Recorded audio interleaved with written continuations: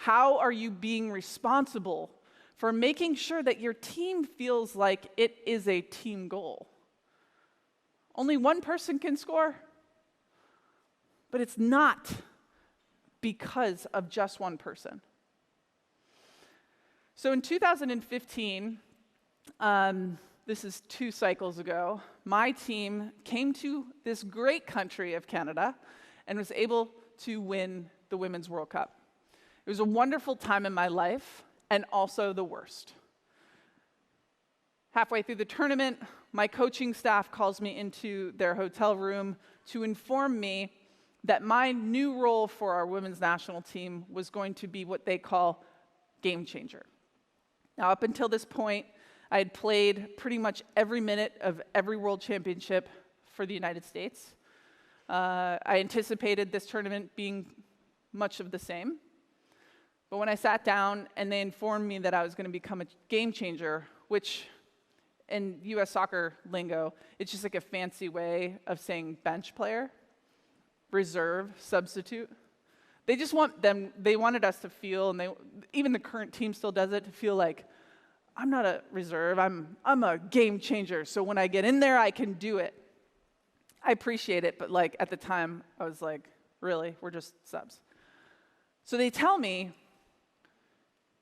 you're going to come on the field and try to make things happen if we need to push for a goal or if we need to preserve a lead. And I thought, okay, so I'm getting benched. I'm pissed, I'm humiliated, getting a demotion. What can I say right now? I said, I'm going to need 5 minutes. I'll be right back. So I went to my hotel room.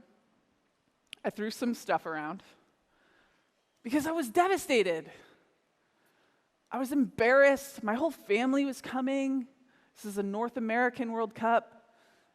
It's going to be the biggest World Cup ever. I had a bunch of sponsors that endorsed me for that World Cup, some commercials that I was being a part. How was I going to handle this? Now, you may not know this, but up until this point in my career, I had only won Olympic gold medals. I had never won a World Cup gold medal. I never lifted the World Cup trophy. It's the one trophy that I had yet to win. And now I was being given this role of game changer. I wouldn't have any control. How was I going to respond? Was I going to be a good teammate or was I going to be a bad teammate? So in that hotel room, I wish I could tell you that I'm a good person, so I chose to be a good teammate. Like in the hotel room, I got analytical. I played out both paths till the end. And the only way I saw us winning, the one trophy I had yet to win in my life, was to actually be a good teammate. Because as a leader, as a co-captain, as literally the leader of the international goals in the world at the time, I knew that my teammates, the ones that would be on the field, the ones that were going to play most of the minutes of the games, I knew that they were going to be watching me to see how I responded. I knew that they were going to be watching me to see if everything I had been talking about up until that point, about teamwork, about we need everybody, if I was actually going to believe it and put it into practice. So I decided I was going to be a good bench player, and I think you might get this about me. I'm fairly competitive. So I decided I was going to be the best bench player that ever benched in the world. Okay? I was also thinking maybe if I was obnoxiously positive on the bench, that maybe the coaching staff would just put me in the game to get me away from them. I was super loud. They actually moved me to the furthest part of the bench. They're like, can you move away from us? I was like, no, can we go out there? I'll move out there if you want. It was the hardest thing I've ever done.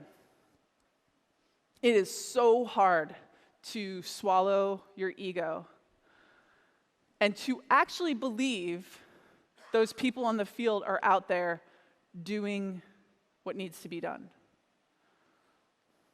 In fact, everything that I had yet to learn about leadership was sitting right there on that bench next to me. And yes, we went on, we win the tournament. I could also say they in some ways, because it felt like that. It was hard. It was hard not to be on the field. It was hard not to be the goal scorer. But for whatever reason, in the United States, I was seen as this great leader who still supported her team after getting benched. That allowed me access into a different career when I retired. I had no idea that the way I responded at that World Cup would bring me a lucrative speaking career about leadership post-career.